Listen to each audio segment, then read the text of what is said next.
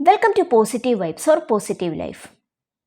ജീവിതത്തിൽ നമ്മുടെ മനസ്സമാധാനം കളയുന്ന ഒരു വലിയ കാര്യമാണ് നമ്മൾ നെഗറ്റീവായിട്ടുള്ള ഇമോഷൻസ് മനസ്സിൽ സൂക്ഷിക്കുന്നത്. അതായത് അനാവശ്യമായ കുറ്റബോധം, ദേഷ്യം, വൈരാഗ്യം, വെറുപ്പ് ഇതൊക്കെ നമ്മൾ നമ്മുടെ മനസ്സിൽ സൂക്ഷിച്ചു കഴിഞ്ഞാൽ നമ്മുടെ മനസ്സമാധാനം പൂർണ്ണമായിട്ട് തകർക്കാൻ ആ ഒറ്റ കാര്യം മതി. നമുക്ക് ലൈഫിൽ ഒരു സമാധാനം ഉണ്ടാവില്ല. ഇപ്പോൾ ഒരാളോട് നമ്മൾ ആവശ്യമില്ലാതെ ദേഷ്യപ്പെട്ടാൽ അവർക്ക് എന്തെങ്കിലും പ്രോബ്ലം ഉണ്ടോ? അത് കേൾക്കുന്ന സമയത്ത് ചെറിയൊരു പ്രശ്നം ഉണ്ടാവും. പക്ഷേ ആ ഒരു ദേഷ്യം നമ്മൾ മനസ്സിൽ സൂക്ഷിച്ചു കഴിഞ്ഞാൽ അത് നമ്മുടെ മൈൻഡിനെയാണ് അഫക്റ്റ് ചെയ്യുന്നത്. അപ്പോൾ ആരോടെങ്കിലും നിങ്ങൾ അനാവശ്യമായി ദേഷ്യം, വൈരാഗ്യം ഒക്കെ മനസ്സിൽ സൂക്ഷിക്കുന്നുണ്ടെങ്കിൽ, അല്ലെങ്കിൽ എന്തെങ്കിലും തരത്തിലുള്ള കുറ്റബോധം നിങ്ങളെ അലട്ടുന്നുണ്ടെങ്കിൽ, അതിൽ നിന്ന് നിങ്ങളുടെ മൈൻഡിനെ ഫ്രീ ആക്കാനായിട്ട് ഹെൽപ്പ് ചെയ്യുന്ന കുറച്ച് കാര്യങ്ങളാണ് ഇന്നത്തെ വീഡിയോയിൽ ഞാൻ ഷെയർ ചെയ്യുന്നത്. ഒന്നാമതായിട്ട് നിങ്ങൾക്ക് ചെയ്യാൻ പറ്റുന്ന കാര്യം, നിങ്ങൾ ആ ഒരു പേഴ്സണോട് ഓപ്പണായിട്ട് സംസാരിക്കുക എന്നുള്ളതാണ്. ഇപ്പം നിങ്ങൾക്ക് അവരോടുള്ള ദേഷ്യം നിങ്ങൾക്ക് തുറന്നു പറയാം. ഇങ്ങനൊരു കാര്യം കൊണ്ട് എനിക്ക് നിന്നോട് ദേഷ്യം തോന്നി, പക്ഷെ അത് വെച്ചുകൊണ്ടിരുന്നിട്ട് കാര്യമില്ലല്ലോ, അതുകൊണ്ട് ഞാനത് മറന്ന് നമുക്ക് വീണ്ടും പഴയ പോലെ തന്നെ ഫ്രണ്ട്സായിട്ട് മുന്നോട്ട് പോവാം. ഇനി അവരോട് എന്തെങ്കിലും ഒരു തെറ്റ് നിങ്ങൾ ചെയ്തു എന്ന കുറ്റബോധമാണ് നിങ്ങളുടെ മനസ്സിനെ അലട്ടുന്നതെങ്കിൽ ആ ഒരു കാര്യം നിങ്ങൾക്ക് തുറന്നു പറയാം. തുറന്നു പറഞ്ഞ് മനസ്സ് തുറന്ന് നിങ്ങൾക്ക് ക്ഷമ ചോദിക്കാം. ഇനി നേരിട്ട് നിങ്ങൾക്ക് ഈ ഒരു കാര്യങ്ങളൊക്കെ പറയാൻ പറ്റുന്നില്ല എന്നാണെങ്കിൽ നിങ്ങൾക്ക് ഫോണിലൂടെ വിളിച്ചാണെങ്കിലും സംസാരിക്കാം.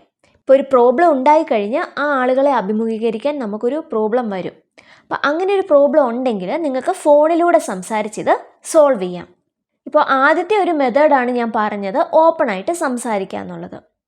ഇനി നിങ്ങൾ എത്ര ട്രൈ ചെയ്താലും നിങ്ങൾക്ക് ഓപ്പണായിട്ട് അവരോട് സംസാരിക്കാൻ പറ്റില്ല, അല്ലെങ്കിൽ അവരുമായിട്ടൊരു പ്രോബ്ലം ഉണ്ടായതിന് ശേഷം അവരെ ഫേസ് ചെയ്യാൻ നിങ്ങൾക്ക് വയ്യ, അല്ലെങ്കിൽ നിങ്ങൾക്ക് ഓപ്പണായിട്ട് അവരോട് ഫോണിലൂടെ പോലും സംസാരിക്കാൻ പറ്റുന്നില്ല എന്നാണെങ്കിൽ നിങ്ങൾക്ക് രണ്ടാമത്തെ മെത്തേഡ് ട്രൈ ചെയ്യാം. അതിന് നിങ്ങൾക്ക് 2 ടെക്നിക്സ് യൂസ് ചെയ്യാം. ഒന്ന് ബ്രെയിൻ ഡംപ്. ബ്രെയിൻ ഡംപ് എന്ന് വെച്ച് കഴിഞ്ഞാൽ നിങ്ങളുടെ മനസ്സിലുള്ള ആ ഒരു ദേഷ്യം, വൈരാഗ്യം, അതുപോലെ ഇനി കുറ്റബോധമാണെങ്കിൽ അത് എല്ലാം നിങ്ങളൊരു പേപ്പറിലേക്ക് ഡീറ്റെയിൽഡ് ആയിട്ട് പോയിന്റ് ബൈ പോയിന്റ് എഴുതി വയ്ക്കുക. എഴുതി വെച്ച് കഴിയുമ്പോൾ നിങ്ങളുടെ മൈൻഡ് ഫ്രീ ആകും.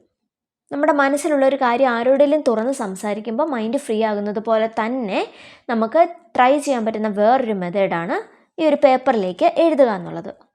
ഇനി നിങ്ങൾ ആ പേപ്പർ എടുത്ത് ഒന്ന് കത്തിച്ച് കളയുക.